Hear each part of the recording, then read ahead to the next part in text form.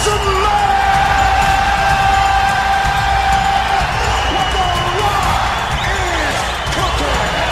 If you want the Rock to bring his ass to this ring, give me a hell yeah.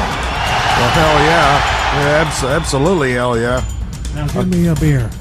Yeah, throw one over here to me. I can certainly use one. I'm WB Ward. And I'm Chip Douglas. Back for another week of SCI Squared Circle Insider Wrestling. Yeah, we'll go that way. I forgot we were going to just go ahead and just say the name rather than say the name, say the name, say. Who did that song? Destiny Child. Do you feel a little Darren Young now? I'm trying to think which is more shameful, the fact that I knew the song or the fact that you knew that it was Destiny's Child. Hey, you have that one came out when I was in high school. Yeah, but keep in mind what my profession was when you were in high school. Oh, that's true. That's true. You were making this stuff popular. It would be natural for me to know that song. Yeah, so I have a reason as to why I knew that. Now I'm waiting for your reason as to how you knew who. I was in high school. Okay. In high school, you hear everything. That's true. That's true. I mean, every bit of it. So everything that came out between 99 and 2002, rap, country, rock, pop. And I was there on the front lines of it all. Anyway, well, let's check out our, go ahead and recap our social networking. Yeah, social media, SCI_wrestling is our Twitter handle. That's our Twitter. Go there, follow us. My Twitter's bigger than his. Okay. Our YouTube page, which is SCI Wrestling, and also our Facebook page, which is actually Squared Circle Insider Wrestling. By the way, did you know that we have a video on there this week that was shot, believe it or not, by Vicky Guerrero? I did see that post. Isn't that cool? I saw that post. That is cool. And I thought it was just a really neat, it wasn't a behind the scenes shot of SummerSlam. No. But it was taken from the stands. Well, she did the post shows so it was from the word. That's where she must have been sitting when she did that. Yeah. I was wondering about that. Yep. Okay. And I thought that was just pretty cool. That was cool. Kind of, Vicky Guerrero and I are friends on Facebook. And wait, are you serious right now? Yes. Oh, cool. Yes. And I'm really looking at her through a different light. It's really interesting because, the character is kind of brass and, I'm trying to think of a way to describe it without using the word disgusting. But Vicky is actually kind of a sweet person. She is. Oh, I don't disagree with you. You better not. I'll tell you, she's not to be contended with. Yeah, but she was married to Eddie Guerrero. She's a sweet lady. She is. She is. I got to give her that. What is this stuff about Ted DiBiase Jr.? Yeah, little Ted. Is he just tired of it? He is. He put out a video this past week on his Twitter page. Saying that he's not going to re-sign with WBE. It's no hard feelings at WBE. He's not leaving because of anything he once done, which he should be because they haven't done anything with him. But he got a pretty severe injury back in March, wrestling Alberto Del Rio. He was put out. It was his ankle, I believe. He suffered a tier 2 injury to his ankle. I think they called it a tier 2. There's a 3-tier injury level on an ankle, and he was like next to the top. So this was a very painful injury that he sustained during a taping of SmackDown. So I know that put him out of commission for about a month or two. Yeah, but still, even before that and after that, they just didn't have anything for him. His wrestling trunks were not getting wrinkled. No, they were not. Not at all. So he put out the video. He has a family, so he has a wife, he has children, and so he's basically declared to the fact that, with all this going on, there's a lot of travel that goes along with WBE. It's time for me to hang up the boots for a while, so he decided to go ahead and retire. He has this really cool website that he's working on, and I guess that I don't know if he's the Dad, or what. DiBiase Sr. is still working the back office, isn't he? If to my knowledge, he is. Was he in creative? No. Well, he's off and on. He's more of an agent. He ought to be. Yeah, he. I think it's funny. He just said ought to be, Yes. which rhymes with. Well, never mind. I thought it rhymed with DiBiase. That has kind of like a similar. DiBiase ought to be. Yeah. Okay. Yeah. Yeah, I guess so. But I know he has been a creative before, but I think he's actually more of a road agent now. Okay. Now, the Raw recap this week. It was a pretty interesting week on Raw, between the McMahons, Triple H, and Orton, of course, going up against Bryan, Bryan is becoming the sleeper face of WWE Raw. Yep. He is becoming the face, in spite of any storylines, but he's kind of a subdued face. Well. It's almost because I know you. A couple of weeks ago, you went on this rant about people with beards such as him cannot be marketed. Yes, But yet that Dynasty is one of the most popular shows on cable TV. And yet you'll notice that even though I am relenting that Bryan is somewhat of a face, but he's not a face alone. This is kind of like a 4-way distribution between the two McMahons and Triple H. A 5-way distribution, actually. You got the McMahons, Triple H, Orton, and Bryan. It's really not Bryan by himself being the face. It's not like a case of where Cena was the face for so long. I think I see what you're saying. Yeah, see, it's hard to argue that vicious pack of facts, isn't it? I think what they're doing is they're building this fraction of heels. Which is the McMahons, Triple H, Randy Orton. You remember now. A couple of weeks ago, I was talking about them dipping into the well and going back into the past. Yeah. Oh, yeah. How many times have they done this? They haven't done it a lot. But it's, to me, the most recent memory is Stone Cold Steve Austin. Yeah. And don't forget Cactus Jack as well. Yeah. I mean, this is straight from that. Yeah. And they were trying to build one face. And I think that's what they're trying to do if you're Daniel Orton. And that's when I specify, I see this as the new corporation. Yes. And so with the new corporation, there's more members. So who do you see on the WWE roster jumping on board? Jumping on board with the corporation.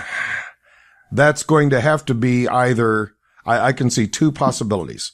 Either Dolph Ziggler or Big Show. Okay. Because don't forget, this is almost contradicting the earlier storyline with Big Show about him having this so-called ironclad contract. Right. And I can see them turning this into a thing of pointing out some little-known clause in that iron-known contract that's going to require Show to be a part of that corporation. Right. That's kind of what being a corporate player. Yes. Do you see anyone else? I don't, no. Undoubtedly, though, you do. I do. Okay. I do. A couple names just off my head that aren't really doing a whole lot. Wade Barrett. I can see him being used for the corporation. Okay. And also Big E Langston. Okay. Between those two, you know who I would have the biggest argument with? Who? Barrett.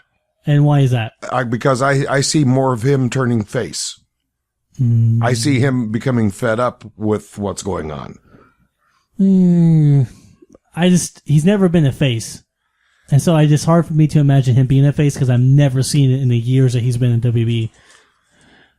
Well, stranger things have happened. And I'm not disagreeing. But remember, folks, if it happens, you heard it here first. Exactly. But I do see Big E Langston kind of being like the muscle of the group, kind of like he did with Dolph Ziggler being that bodyguard type. I can see him being that for the corporation too. Okay. Kind of like the henchman. Okay. So that's the reason I specify Big E Langston. Okay. Did you, this is going to sound like it's just totally off base. Actually, it serves as a very good, segue to the next topic here. Did you ever see the movie, The Three Amigos? Oh yeah, Steve Martin. Yeah, that one. Yeah. Did you see any similarity between that movie and the tease video for the Los Matadores? I mean, it looked just like the Three Amigos salute. It did. You're right. I hope they're not wanting anybody to take that seriously. Now, what's funny about that is the fact that where the Matadors come from? What country? Spain. Mm-hmm. Do you know who's playing the Matadors? No, I don't. I was going to ask you if you knew. the Colognes, who are Puerto Rican. Well, but bullfighting is in Mexico. They do have bullfighting in Mexico. But Puerto Rico is in Mexico. No. And so that's what's so funny to me is because the fact that, another broadcast kind of brought that up of they're having Puerto Ricans play Mexican matadors. For a Spanish sport. Yeah. Yeah. The only reason I even put down the format sheet just because of how funny it is. It is. And I'm wondering, I wonder if it could be yet another prelude to the reemergence of Rey Mysterio. You never know. I still kind of agree with you with Rey Mysterio. We'll go somewhere with Alberto Del Rio. Yeah. Well, and I wonder how the Los Matadors, you notice I'm pronouncing in there somewhere. I pronounced that You correctly. actually put the Spanish twang Los behind Matadors, yes. I love the language. Now, who was the first Matador? Remember back in the early 90s, they had a wrestler rebrand himself as El Matador. I don't recall. I vaguely remember that, though. Tito Santana. Tito Santana. Yeah. Yeah, okay, Tito Santana. Who's from Texas. From Tejas. Tejas. Yeah. So, Los Estados Unidos Estados sure. de Tejas. Sure. What'd you call me? Oh, wouldn't that guy be proud of me with oh jeez, I can never think of his name. What guy? The bigot on the WWE. The bigot? Yeah. It comes out with "We are the real Americans." We the people. Zeb Coulter. Zeb Coulter. Thank Zeb you. Coulter would be so proud of me. Be interesting. Speaking of Zeb Coulter, I'm gonna fall off of the sheet here a little bit. You're right. As you know, they brought on, they have this big push going on right now with the primetime players. Okay. They beat the Real Americans. And I noticed that they haven't crossed one line yet. Zeb Coulter keeps talking about, his insinuation is about the Mexicans coming over, taking all of our jobs. He didn't push the gay button. No, he didn't. He never has. I wonder if they're going to go that way. Ooh. Do you think that would be too far? No, because it's wrestling. It is wrestling. So I say no. I really expected to see either Zeb Coulter or one of his Real Americans do the limp wrist thing in reference to Darren Young. Right. And I didn't see it. But I wonder if they would consider that too far. Man, that'd be hard to tell. Because you got to admit, I don't ever see anything being too much for Vince McMahon. They push the limits a lot here now. Yeah, and they have in the past. Yeah. So that's hard to tell. Yeah. Okay. Let's see. What else do we have here on our all hit parade today? All Axel versus Punk. That's kind of, for me, it's kind of drawn a stalemate for the moment. It is. I think they're just trying to rebuild for the Lesnar Punk match. Yeah, which is going to be what, Night of Champions? No, that will be. I actually don't think it's going to be till Survivor Series. Okay. So we're looking at 2 months away. Now we brought up Alberto Del Rio a second ago, and RVD scored some major points this week.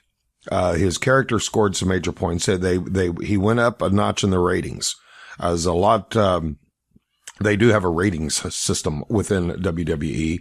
And I noticed that, RVD's rating after his performance in the ring against Alberto Del Rio, Monday night actually went up 2 notches, and Alberto Del Rio's ratings went down 2 notches. They had a little flip flop there.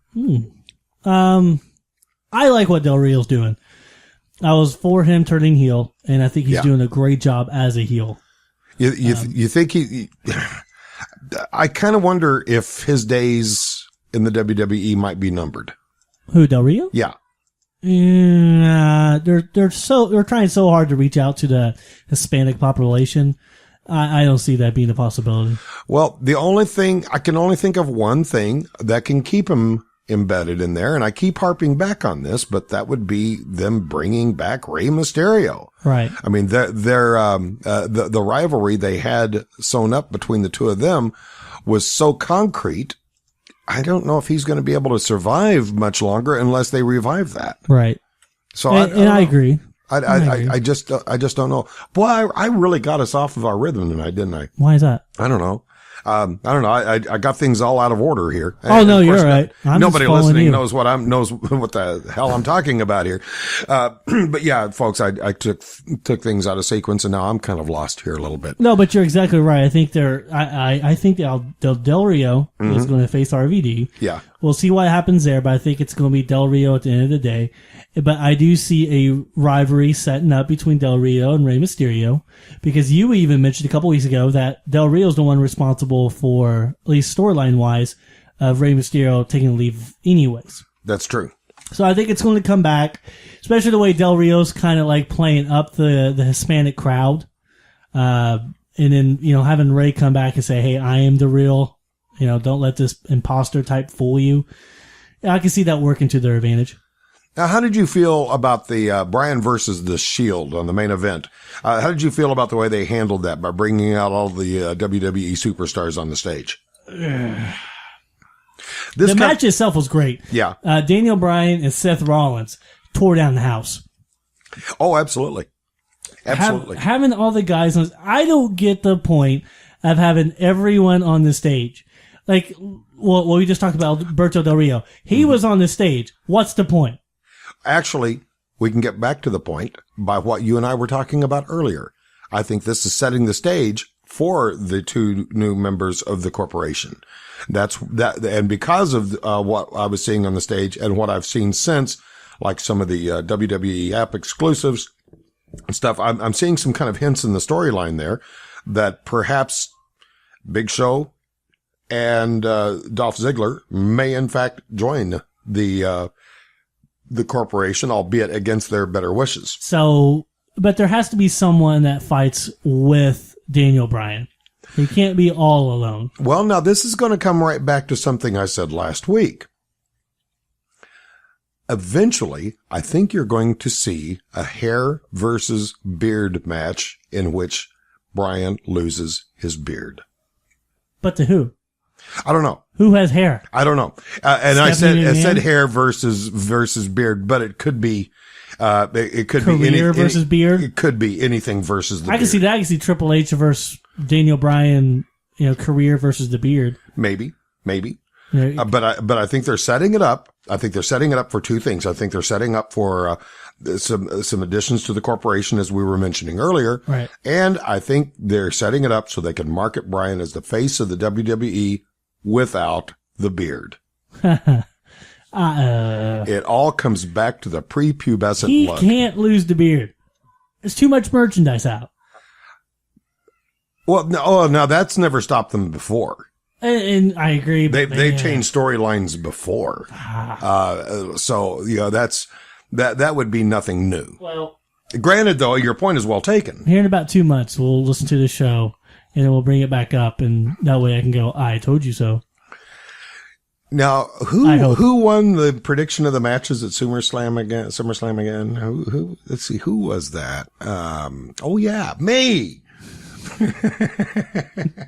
You got lucky. A blind squirrel finds a nut every once in a while.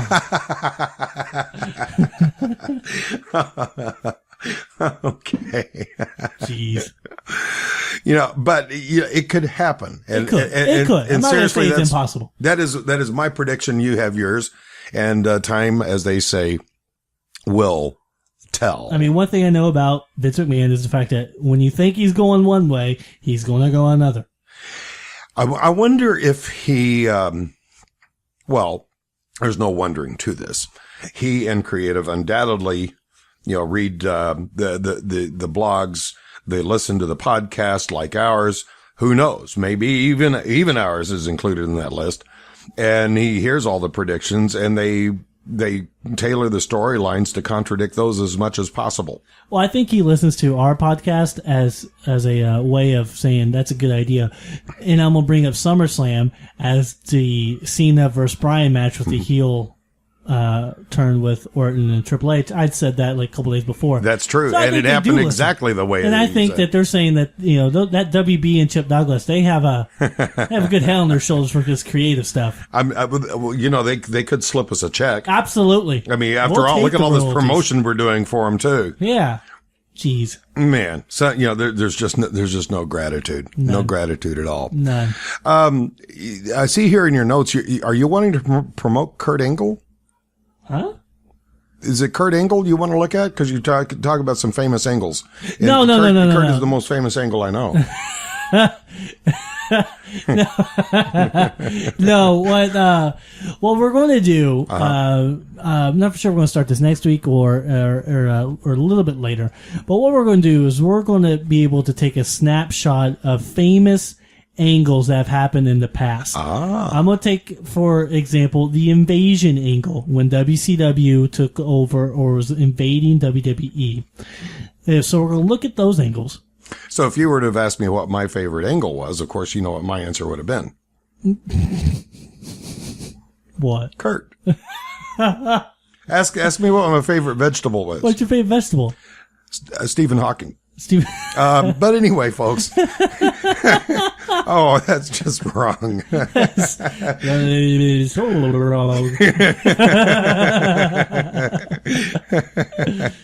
we're going to look at these angles. Okay. And since we are so creative. Yes. We're going to look at those angles and see what we would have done differently to make it more successful. Or take at angles that kind of just fell flat. Not necessarily that went wrong, but just kind of went flat or went too early, and see what we would have built on top of that. I will accept the challenge of improving the angle of the Red Rooster. Ooh, really? You can polish any dog turd and make it work. All right. And I think I will take that on as a challenge. All right. I'm going to see if I can come up with some creative way that would have made the Red Rooster gimmick become believable and workable. Now, make sure you look at, because one thing that we always got to look at is the roster at that time, because who they wrestle is very important. Mm-hmm. That's one thing that I want to specify is when we do these angles, we're going to be specifying this on the roster. We have to do it within the context of the time. with the context of what was going on back then. Okay. Fair enough. You like that? It's going to take some thinking to do, but it will. I think that's what's so great, and we would love your feedback out there on social media. So if you're listening, and if you have an angle that you want us to talk about, give us a shout, and then we'll be glad to look into it and get your opinion on it. Who, in your opinion, is the prettiest representative of sports entertainment?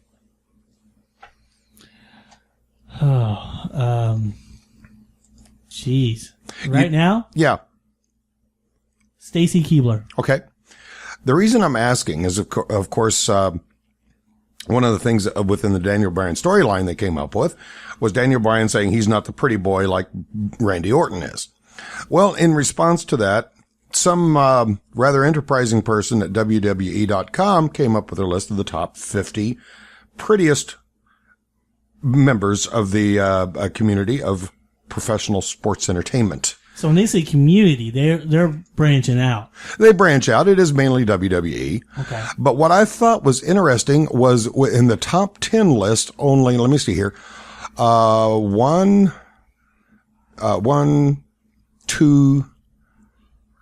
3 of them, 4 out of the top 10 are current WWE superstars. Really? Who would you put as, and they're all male and female. It's not just female. Okay, yeah, I figured that. So you kind of have to approach this with an open mind. I just wasn't going to shoot out a guy's name. Yeah, I understand. But you do have to kind of approach this with an open mind when considering this. Because it's no big surprise for me. For instance, Magnum TA registered at number 29. It makes perfect sense. Yeah. Okay. So that being said, who would you think would be the number 1 prettiest of the of sports entertainment? The Rock. No, actually, The Rock only came in at number 5. Oh, he was number 5. All right. Boy. I'll give you this: the number 1 is female. Oh, really? Mm-hmm. Did I already say it right? Of Stacy Keibler? You have not mentioned this lady's name at all. Jeez, I'm trying to think As a matter of fact, Stacy Keibler's number 6. I'm trying to think of a female because I guess I'm thinking this little ad context. Sable is not in the top 10. I'm thinking this as outside of wrestling. No, she's not outside of wrestling, even although she was not a wrestler. Oh, geez. Miss Elizabeth? Miss Elizabeth. Oh, really? Miss Elizabeth was number 1. Huh. Number 2 is Randy Orton. That makes no sense. I know. Trish Stratus is number 3. I agree with that one. Number 4 is Eve. And as I mentioned. Wait, who? Eve. Eve. Where's she? Blonde lady. Blonde? Yeah. Is she in there now? Yeah, she's on the, well, she's not on the roster, but she's there. You can look her up. I need to look it up. Yeah. I know who she is. The Rock was number 5. Stacy Keibler, number 6. And I think she'll move up. Now, here's one that befuddles me. Number 7 is Ricky the Dragon Steamboat. What? Or Ricky the Dragon, yeah. Yeah, Ricky he's the number Dragon 7. Steamboat? Now, I'm surprised and number 8 is not any higher than she is, but Sunny is number 8. Oh, Sunny made my day. Wow. Cody Rhodes was number 9. And rounding out the top 10, Tori Wilson. I think they got most of the females right, but the males. Edge came in at 12. See, and as a dude, I would think the Edge would probably be. And John Morrison, I would have thought would have been higher than 15. I would too. Maurice was only 16. I thought she should have been higher than that. What about Melina? Oh, Melina. Oh, Mercy Melina. Oh, man. If you had me pick between AJ and Melina, I would be committing suicide before the end of the day. Melina was only 48. What? She was number 48 out of the top 50. Did they not see her do the splits? I know, right? Oh. I mean, jeez. Wow. Caitlyn was number 50. CM Punk was 49 and Melina at 48. Matt Stryker, of all people, is 47. Dolph Ziggler was 46. And Molly Holly, 45. Oh, the cat. Cool. The cat was on the list though. Was she really? She made number 43. The only woman besides Mae Young to show her tits. I've seen her gajungas. Yep. But then again, most people have. It's on YouTube, people. I swear that girl's had more hands up her dress than Miss Peggy. Oh, jeez. A girl got around. She's been in more motel rooms than a Gideon Bible. She's been hit on more often than a birthday pinata. Okay, the Bella Twins came in number 39. They should have came in 39 and 38, but they let them have. They combined them, kind of like what you do. They combined them into one big girl. Right. That's still not a big girl. I know, right? Let's see, Kimberly Page, and she shouldn't be on the list at all. Why not? She was number 36. She was gorgeous. I guess. Well, no, she's beautiful. I guess she deserves to be on the list as much as Miss Elizabeth. I don't think Miss Elizabeth should have been up nowhere near that high. No, not number 1. I think Trish Stratus should have been number 1 if you really narrowed it down. Kelly only made 30. Oh. David Ortega, you would expect him to be on the list, but he was 27. Chris Jericho's at 25. Kofi Kingston, 24. Candice Michelle was at 22. Oh, Candice Michelle. The Miz is at 21. Alberto Del Rio, this really surprised me. He was at number 18 and was beat out by Shawn Michaels by only one position. Shawn Michaels was 17. I thought Shawn Michaels would be higher in the list. I would have too. And Triple H is on here and I'm looking for him, but he really didn't score very high. He's at number 44. He was modest. He must have proofread it.